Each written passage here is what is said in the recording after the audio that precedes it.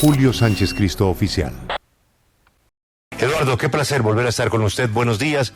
Julio, mi hermano, buenos días, un placer estar contigo. Eduardo, pues esa es la primera pregunta.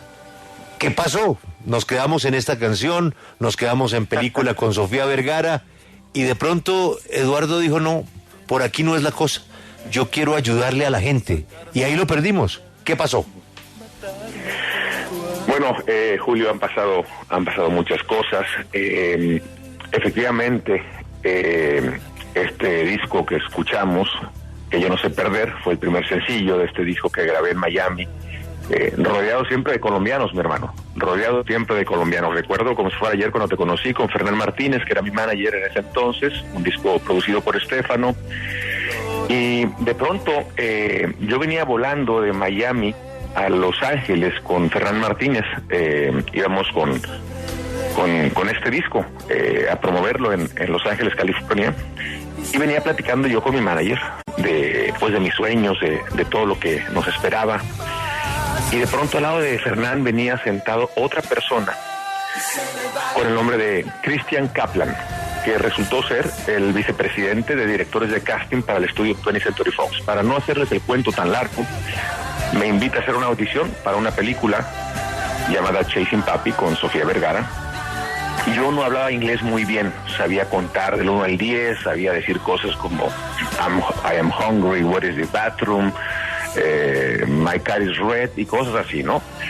Pero esa persona nos dijo que no me preocupara porque el 90% de la película yo iba a estar dormido. Entonces las poquitas frases que tenía eran muy sencillas. Él estaba buscando a un actor latino, etcétera, etcétera, etcétera. Bueno, hago la audición, me quedo con el personaje, me ofrecen esta película y en eso pues dejo la música a un lado, me mudo a Los Ángeles, California, para incursionar en el mundo de la actuación, que era mi sueño de toda la vida, desde niño. Yo vengo de un pueblito muy pequeño que se llama Jicotenca, Tamaulipas, y desde que tengo uso de razón, pues yo quería ser actor, quería hacer películas. Nunca me imaginé que años después ese gran sueño estaba a punto de realizarse, cuando hice esta película en Los Ángeles, California, con Sofía Vergara. Pero justo ahí cambió mi vida, Julio, porque yo contraté a una maestra de inglés para que me ayudara con el acento, para que me ayudara a que se me entendiera lo que iba, esas pocas frases que tenía en la película, pues por lo menos que se me entendieran. Yo tenía el acento muy marcado. Y esta mujer llamada Yasmín, yo tenía 28 años en ese entonces, ella tenía 33, por medio del método socrático, o sea, me hacía preguntas muy sencillas pero muy profundas, como por ejemplo, ¿cuál es el propósito de tu vida? ¿Qué quieres alcanzar en tu vida? ¿Por qué quieres ser actor? ¿Eres feliz? ¿No eres feliz? ¿Por qué? ¿Por qué sí? ¿Por qué no? ¿Quién es Dios en tu vida? Etcétera, etcétera, etcétera. Pero de pronto dijo cosas que me marcaron. Por ejemplo, una de ellas fue: Eduardo, hay más de 50, se especula que tal vez más de 60 millones de hispanos que viven en Estados Unidos. Muchos americanos piensan que ustedes, los latinos, los hispanos, son una amenaza a la democracia de este país porque piensan que ustedes son lo que vemos en el cine y en la televisión, el estereotipo negativo de los hispanos, donde siempre los ponen como lo peor de lo peor en el cine y en la televisión. Y muy pocas veces vemos al latino teniendo la oportunidad de ser un héroe. Y no me refiero a héroes de ciencia ficción, sino al héroe real de todos los días. El latino, el hispano que se muda a Estados Unidos no a robarse nada, sino a trabajar muy duro para sacar a su familia adelante, ¿no? Un hombre íntegro, trabajador, un hombre fiel, leal a sus principios. Y las mujeres hispanas también, Eduardo, reducidas a objetos sexuales como si fueran eso, símbolos sexuales. Entonces, ¿tú eres parte del problema o de la solución? ¿Quiénes son tus hermanas? Háblame de ellas. Y bueno, cuando yo empiezo a hablar de mis hermanas y cuando yo volteo hacia atrás para ver qué proyectos estaba yo lanzando, en qué proyectos yo me involucraba, me di cuenta que era parte del problema. A mí se me olvidaba que los medios de comunicación, sobre todo el cine, la televisión, tienen un impacto tremendo en la manera de pensar de las personas. Y ahí le hice una promesa a Dios y a mis padres, de que jamás volvería a trabajar en ningún proyecto que ofendiera mi fe, mi familia o mi comunidad hispana. Y por andar haciendo promesas, mi hermano, me quedé sin trabajo 4 años y perdí todo. Porque todas las ofertas que llegaban a mi mesa hablaban de lo que yo había prometido no volver a hacer. Entonces me la pasaba rechazando proyectos hasta que mis managers pensaron que mis managers americanos que se dedicaban a ayudarme en la actuación en Hollywood, pensaron que me había vuelto loco. Y tal vez sí, me volví hay que estar un poco loco para que esta promesa se lleve a cabo, porque imagínate, te llegan ofertas muy jugosas económicamente hablando, pero también artísticamente hablando, pero no van en línea con mi manera de pensar. Entonces pues yo tenía que ser congruente y tenía que decir que no. Y ellos se volvían locos porque me decían, pero si antes lo hacías. Bueno, pues antes no sabía, ahora sí, ahora no puedo.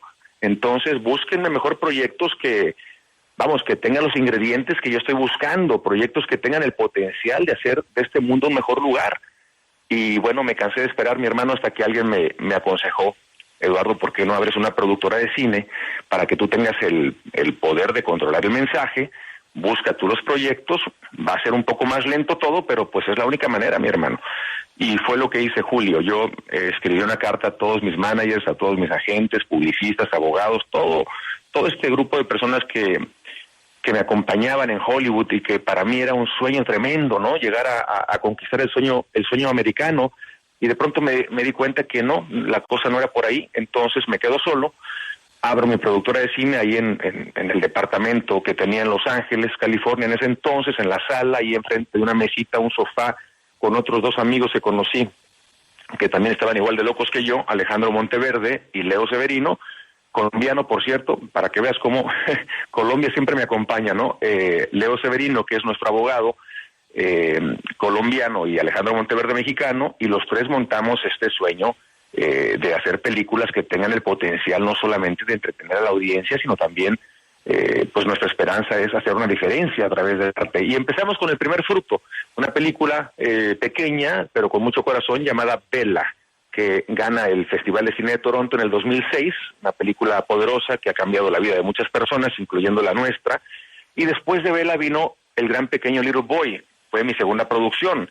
Pero son producciones, Julio, que, son artesanales, hechas a mano, y nos tardamos por lo menos 3, 4, 5 años por película. Entonces vamos a nuestro propio ritmo, somos outsiders, fuera del sistema, vamos contracorriente. Y en el 2015, cuando estoy yo a punto de sacar El Gran Pequeño Little Boy, ahí comienza este otro gran milagro, llamado Sound of Freedom.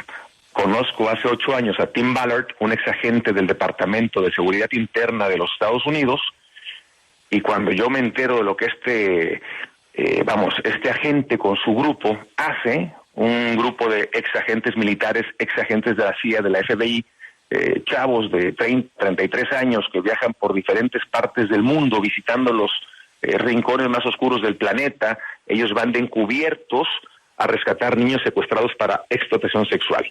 Bueno, pues en ese momento Alejandro Monteverde y yo nos quedamos en shock. Yo ya llevaba pues casi, imagínate, desde el 2003 hasta el 2015, pues yo ya llevaba esta disciplina espiritual, mi hermano, de ir a misa todos los días, de rezar el rosario todos los días, porque yo necesitaba agarrarme de algo más fuerte que yo, porque las tentaciones son de veras, son reales.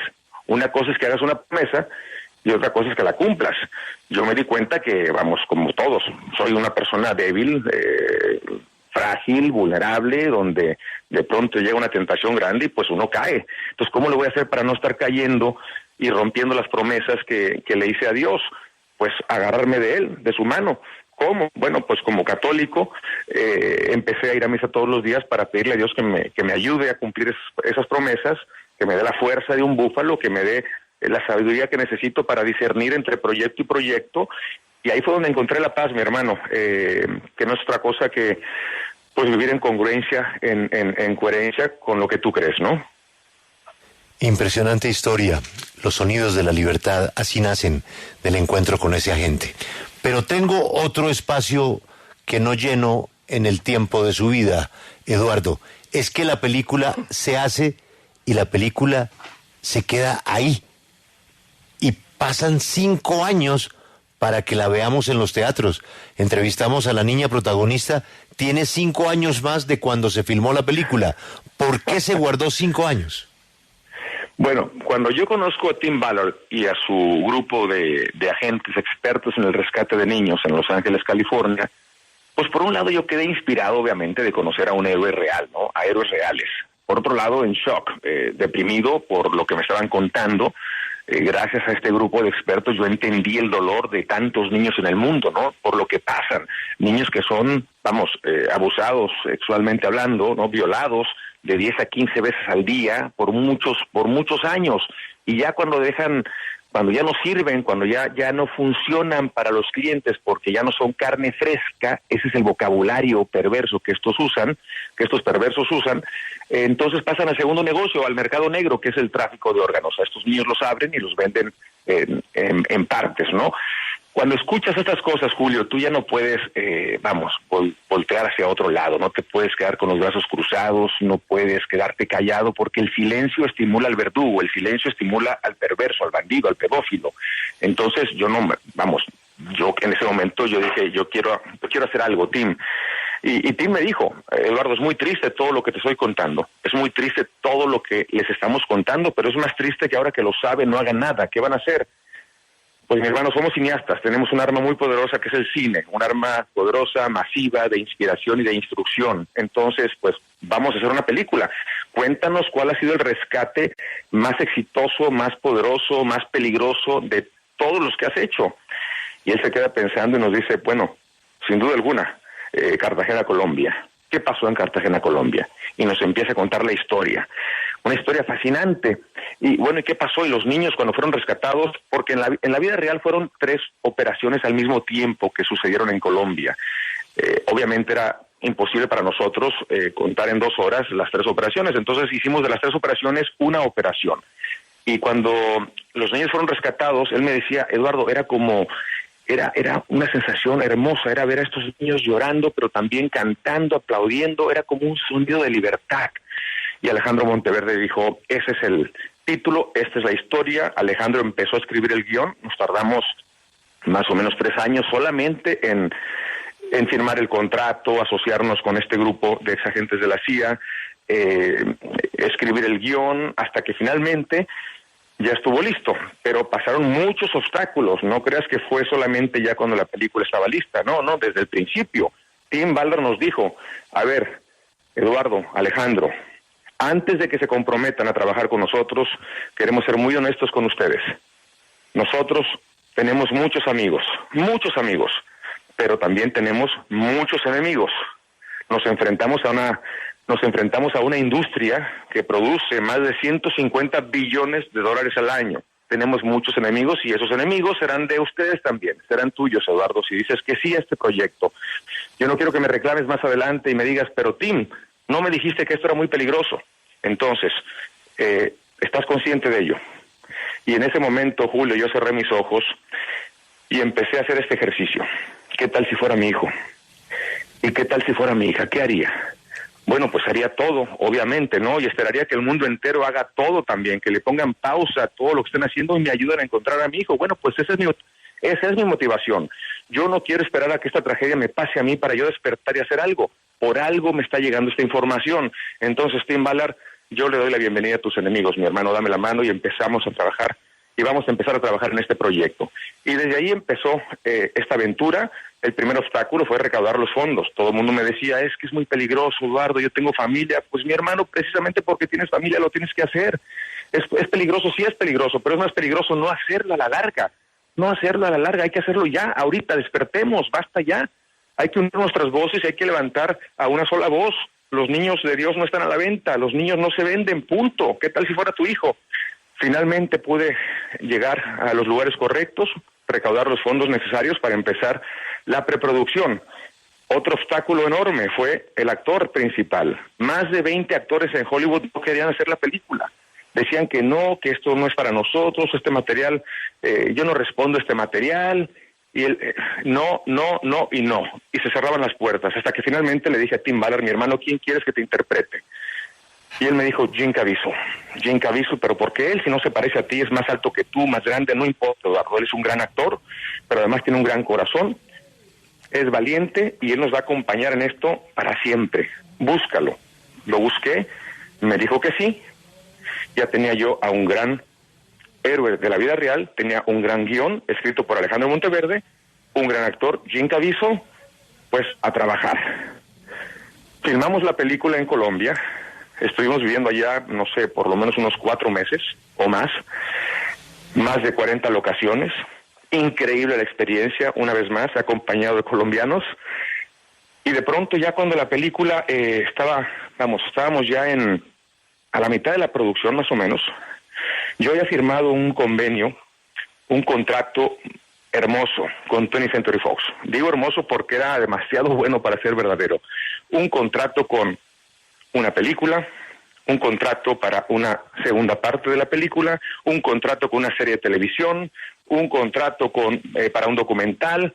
Bueno, estaba más completo, no se podía. Increíble, la verdad, porque yo tenía a unos amigos dentro de Fox Latinoamérica que les interesaba mucho el tema y que se la querían jugar conmigo en este proyecto y en más proyectos relacionados al mismo tema, cómo combatir el tráfico de niños para explotación sexual a través del arte. Todo estaba muy bien, Julio, hasta que de pronto recibo la noticia de que Disney compra Fox por, creo, $80 billones. Por lo tanto, nuestro contrato y nuestra película pasaba a ser parte de Disney. Y todos mis amigos, mis ángeles de Fox Latinoamérica, adiós, se fueron. Disney ve la película, ya terminada, y me dice, Eduardo, esta película no es para nosotros. Bueno, muy bien, pues entonces, dénmela. Bueno, sí, pero es que tienes un contrato aquí donde hay unos compromisos de parte tuya y de parte de nuestra, hay que ver cómo le vamos a hacer. Me tardé 1.5 años, Julio, negociando solo ahí en México, yo encerrado por el COVID que nos llegó. ¿Te acuerdas cuando estábamos todos encerrados? Pues desde ahí yo negociando con este gigante. Finalmente, 1.5 años después, recupero los derechos de la película y empiezo a tocar puertas con Netflix, con Amazon, con todos los estudios. Y todos decían lo mismo. Nadie va a ir a ver una película del tráfico de niños, Eduardo, perdón por tu buena intención, pero mi hermano, te equivocaste, esto no es para nosotros, gracias. Las mismas respuestas con todos los expertos, imagínate, le metes tantos años de tu vida a un proyecto porque quieres salvar vidas y los expertos te dicen, te equivocaste, esta película no va a funcionar, esta película no es negocio. Y yo les decía, pero a ver, señores, ustedes son papás también, esto es real, no lo hagan por negocio, háganlo como una acción filantrópica. Ustedes hacen películas y ganan cientos de millones de dólares. Quítenle un pelito al gato, ni lo van a sentir. Hagamos esto como una acción filantrópica juntos. Vamos a crear conciencia sobre esta terrible realidad. Lo siento mucho. Y así fueron 3 años y medio tocando puertas, pero no me quedé con los brazos cruzados, Julio, sabiendo que esto es un problema global, principalmente entre Estados Unidos y México. Estados Unidos es el consumidor número 1 de sexo con niños en el mundo, de pornografía infantil y de droga.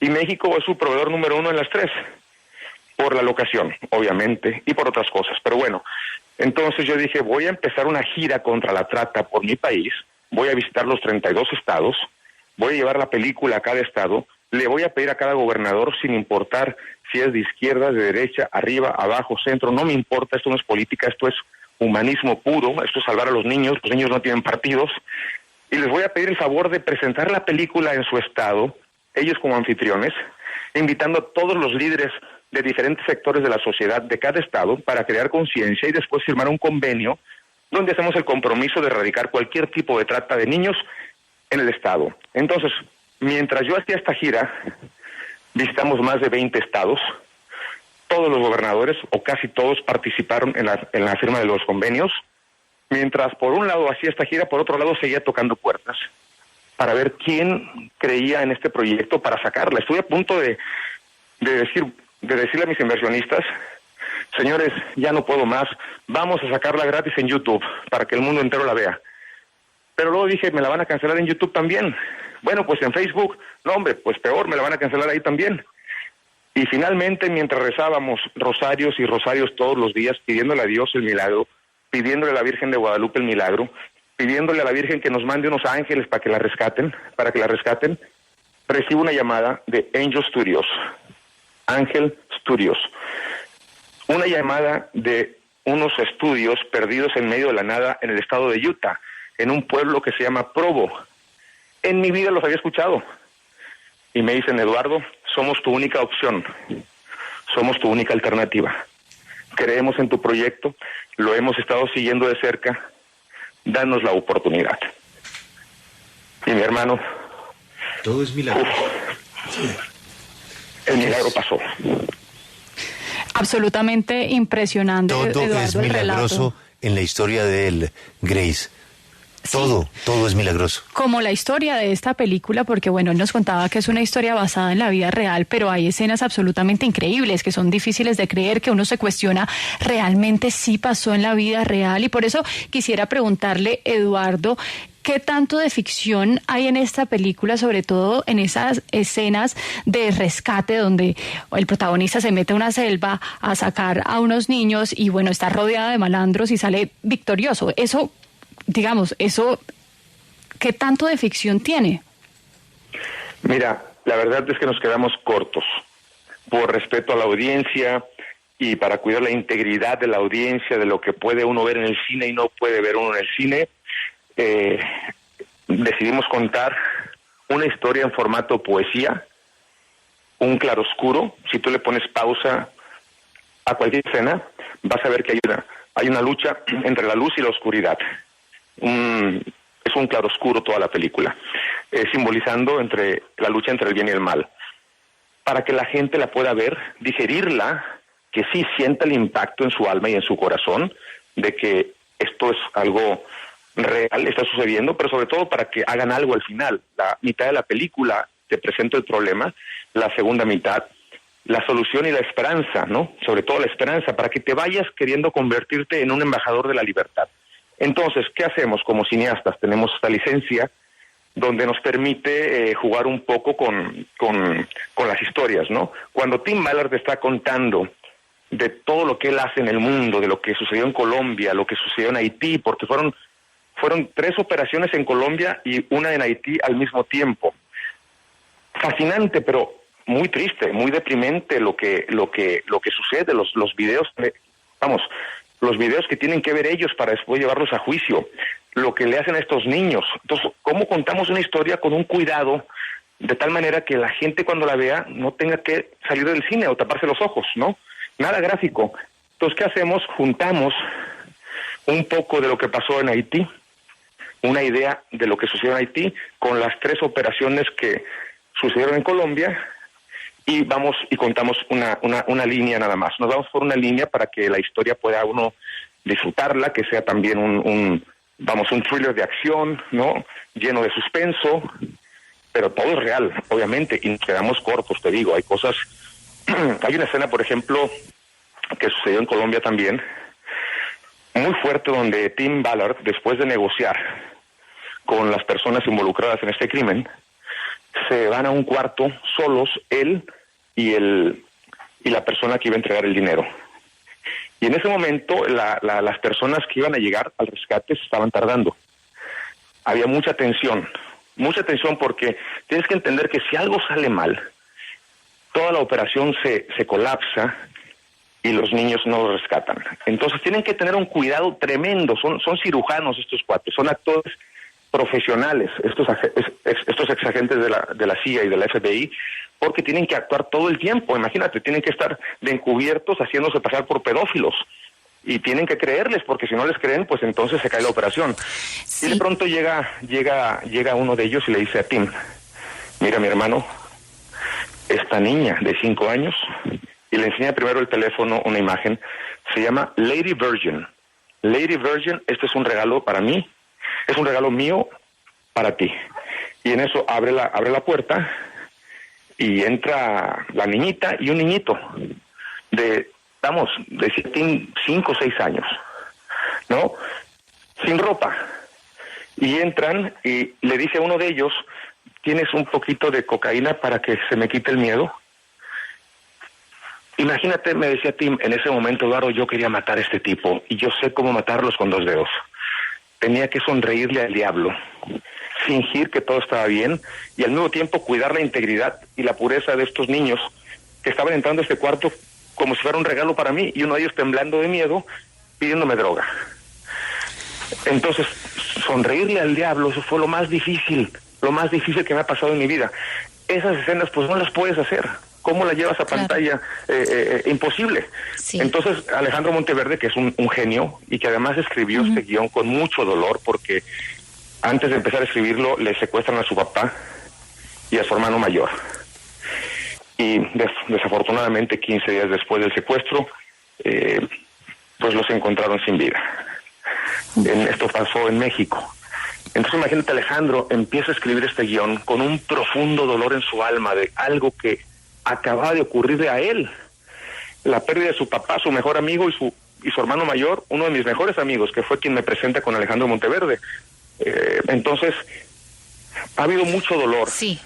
Julio, en esta historia desde el día 1, pero también mucha esperanza. Sí. Porque cuando Angel Studios, que apenas firmamos un contrato hace 4 meses, porque esto es algo reciente, cuando nos dicen vamos a salir el 4 de julio, el día de la independencia de los Estados Unidos, el día de la libertad de los americanos, yo les decía, están locos, pero si van a salir películas como Indiana Jones, Misión Imposible, nos van a humillar, no hay manera. Estos cuates tienen aparatos publicitarios de cientos de millones de dólares, películas que han costado más de 200 millones de dólares, nosotros somos una hormiga, nos van a aplastar.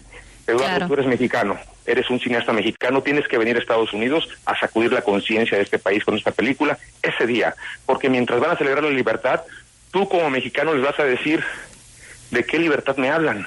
Sí, celébrenla con una mano, pero con la otra hagamos algo para regresarle la libertad a los niños que no la tienen. Claro. Y pasó el milagro. Claro que sí, ¿no? Y el milagro ha sido, pues ahí decía Julio la cifra, más de 130 millones de dólares. Eduardo, usted hablaba hace unos minutos en una de sus respuestas de que Tim le decía que si empezaban en este proyecto se iban a enfrentar a muchos enemigos.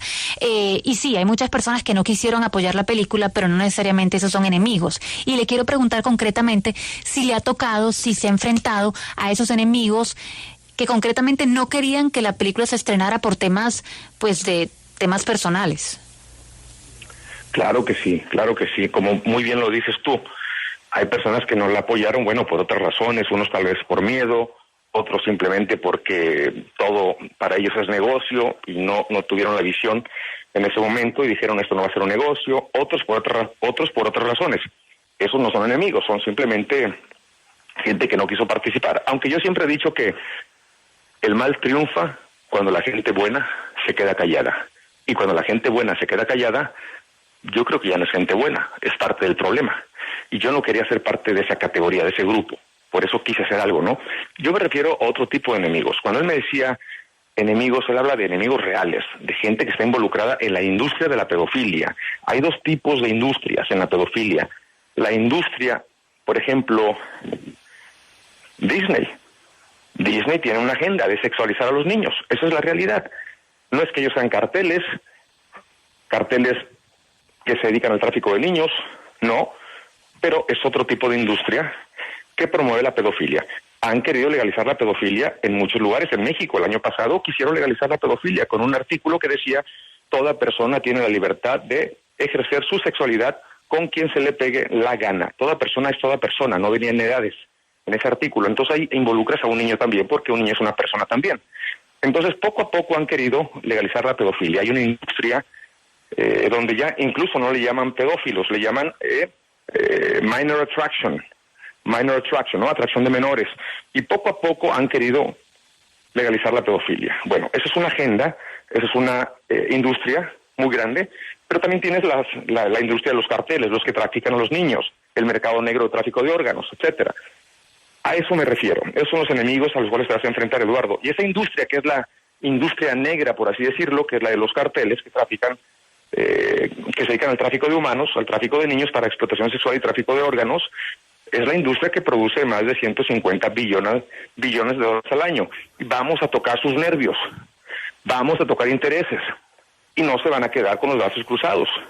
Claro. Habrá una campaña de regreso, de difamación, habrá una campaña de desprestigio, habrá una campaña contra la película y habrá amenazas, y puedes incluso perder la vida. Eduardo, quiero que nos detengamos precisamente en ese punto, porque usted habla de una campaña de normalización, de legalización de la pedofilia, de la pederastia, y pues hay algunos críticos que han señalado que esta película pues es una caja de resonancia de la teoría de la conspiración de QAnon. Yo vi la película y en ningún momento se menciona esa teoría, pero sí hay varios críticos que han señalado ese vínculo entre QAnon y la película. ¿Ese vínculo existe? Claro que no, mi hermano. Mira, número uno, cuando Tim Ballard hizo esta operación de rescate en Colombia, ese grupo o esa, no sé cómo se le llamaría, no existía. Número uno, cuando yo conozco a Tim Ballard hace 8 años y empezamos a escribir el guión, ese grupo no existía tampoco.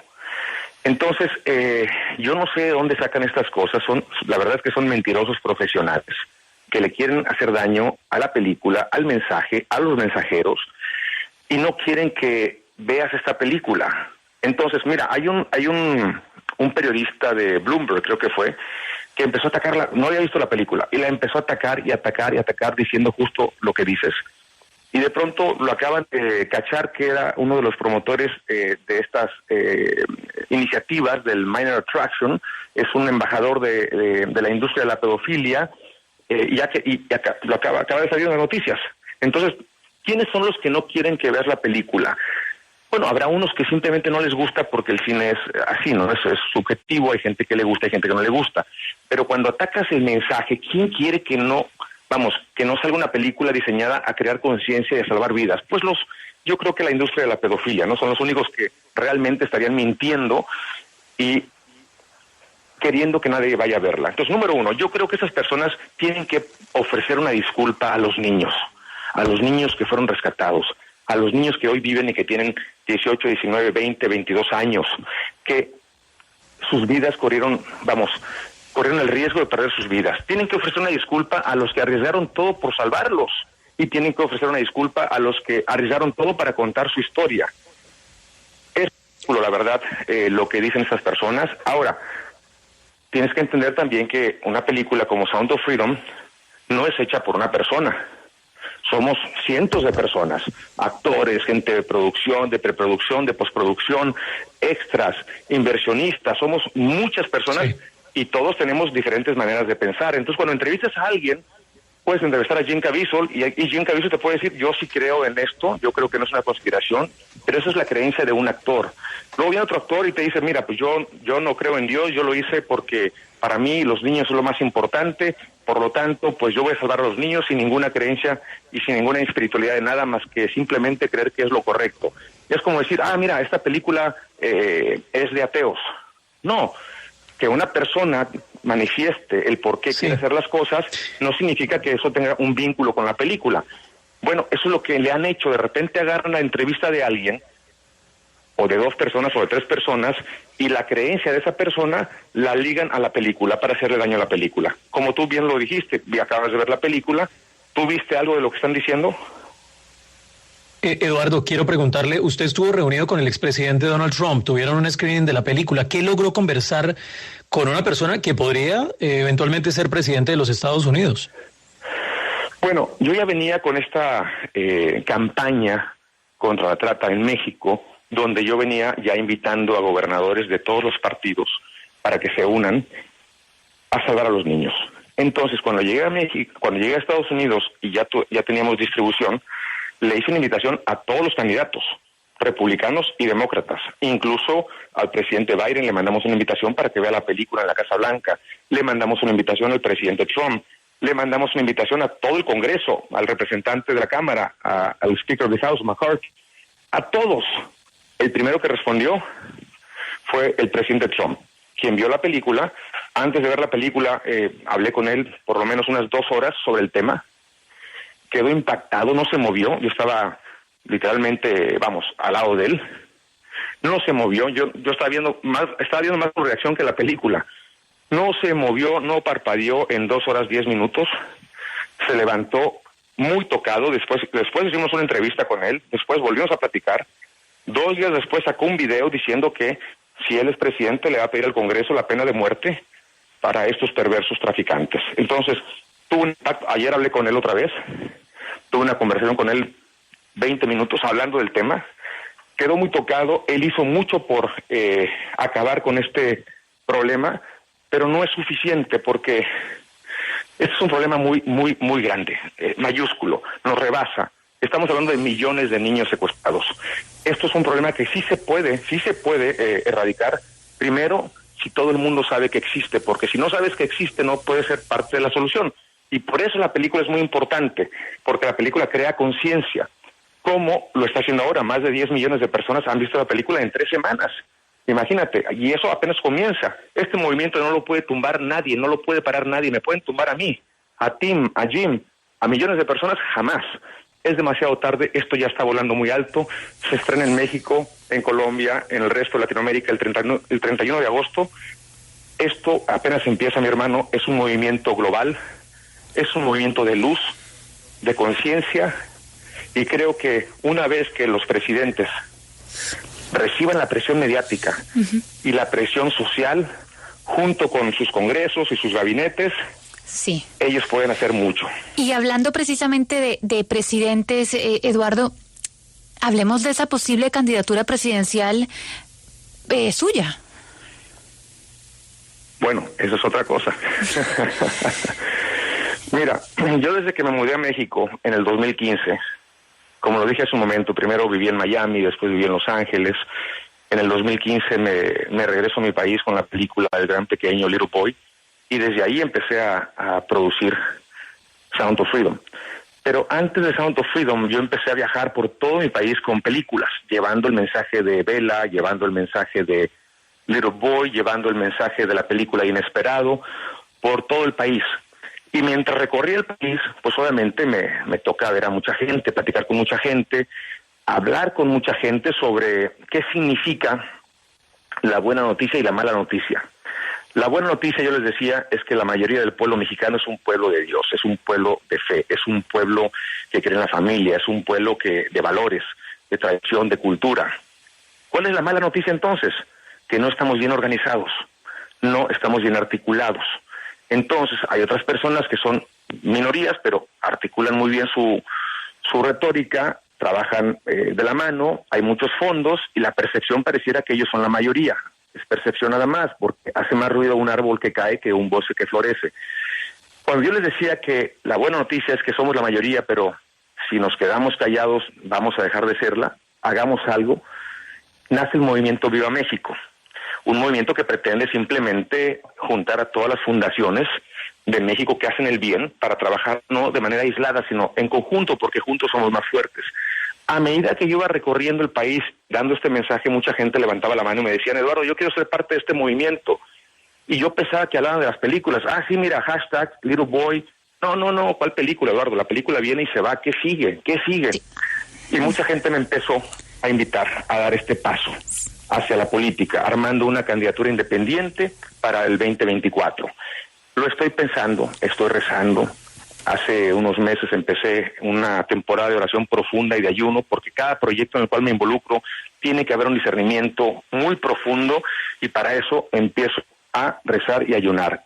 Y esto no es menor, ese sería el proyecto más grande de mi vida, dar mi vida por mi país. Yo no soy político, yo soy cineasta, pero para ser un servidor no tienes que ser político. Todo el mundo está obligado a servir a su país, a su entorno, a dar la vida por lo que cree. ¿Y eso va a pasar el día del grito? Pues vamos a ver, tú serás de los primeros en saberlo. Hay mucha gente, repito, que me ha estado invitando a hacer esto. Siempre he trabajado combinando la política, el arte, la ética al servicio de la nación, pero nunca desde la política, siempre desde el arte, ¿no? Esta sería la primera vez donde voy a combinar todo lo que he aprendido en mi vida. En caso de que diga que sí, vamos a ver, tengo que tomar una decisión, Julio, muy pronto, y esa decisión la voy a tomar. Tú serás de los primeros en saber, tiene que ser ya en septiembre, así es que si será un sí o un no, va a ser en septiembre, ese sí o ese no. Sigue el milagro de un pequeñito pueblo en Tamaulipas a la presidencia de México para defender estos ideales. Yo tengo una última pregunta y una sorpresa. La última pregunta, Eduardo, es muy concreta. ¿Están identificados los jefes de estas mafias de tráficos de niños con nombre y apellido? Bueno, hay algunos que sí, Julio. Yo ahí esa información cuando me llega, pues la paso a los expertos. Yo como cineasta ahora, lo que me toca a mí es crear conciencia, ponerle luz a la oscuridad. ¿Para qué? Pues para crear conciencia y para animar a otras voces a que salgan. porque hay mucho miedo, Julio, en esto. Hay mucha gente que está enterada y que tiene nombres y apellidos, pero no dice nada por miedo. Entonces el movimiento es muy importante, Julio, porque el movimiento es empoderar a esas voces que no quieren decir nada y que van a empezar a hablar. Van a empezar a hablar. Entonces, claro que hay nombres y apellidos, y en todos los sectores, en todos los sectores, porque es un problema humano. En el sector político, vamos, muchos están hasta las patitas embarrados. En el sector religioso, ¿cuántas personas infiltradas no están dentro de la iglesia haciendo barbaridades? En el sector empresarial, en la familia, violencia sexual doméstica, es donde más sucede. No sabes la cantidad de jovencitas que después de ver la película hablan conmigo llorando, no pueden, vamos, no pueden ni hablar ni articular nada, pero de pronto me dicen: mi abuelito desde los 7 años ha abusado de mí, acaba de morir, nunca lo denuncié porque mi mamá decía que me iba a matar si decía algo y si le pasaba algo a su papá. Historias desgarradoras, Julio, tristes, que te parten el alma, porque sucede en la casa, en la familia, el mismo papá, el tío, el hermano, el amigo del hermano, etcétera. Está sucediendo. Entonces, este es un problema muy grave, Julio. Es violencia sexual doméstica, es tráfico de niñas para explotación sexual, es pornografía infantil. O sea, y son muchos grupos, ojalá y fuera un solo grupo porque sería más fácil derrotarlo, ¿no? Pero son muchas mafias chiquitas y grandotas. Vamos, Sí. es muy fácil rendirte y decir, ¿sabes qué? Yo no puedo contra esto. Pero me dice Tim Ballard: Eduardo, un niño a la vez. Vamos por un niño a la vez. Piensa como lo que dijiste hace un momento. ¿Qué tal si fuera tu hijo? Que esa sea la motivación. Vamos a ver hasta dónde llegamos. Nunca sabes. Y mira lo que está pasando. Le ganamos a Indiana Jones. Le ganamos a Misión Imposible. Eso es imposible, Julio. Humanamente es imposible ganarles a estos personajes. Hace Son parte... la mafia del establishment de Hollywood. No puedes ganarles. Y les estamos ganando, ¿por qué? Porque la gente es la película de la gente. Colombia es familia para mí. Sí. Es un país que me ha bendecido, que quiero mucho, y estoy contando los días de mis hermanos para llegar a Colombia a presentar esta película, esta obra de arte. Ya falta poco. Falta muy poco, Eduardo. Un abrazo. Nos falta tiempo para hablar de la analogía de los perros galgos y conocer un poco más de esa mujer que lo convirtió y que lo llevó a donde está hoy, esa profesora. Eduardo, un abrazo. Mucha suerte con la película. Acompáñenos en el canal de YouTube @Julio Sánchez Cristo Oficial.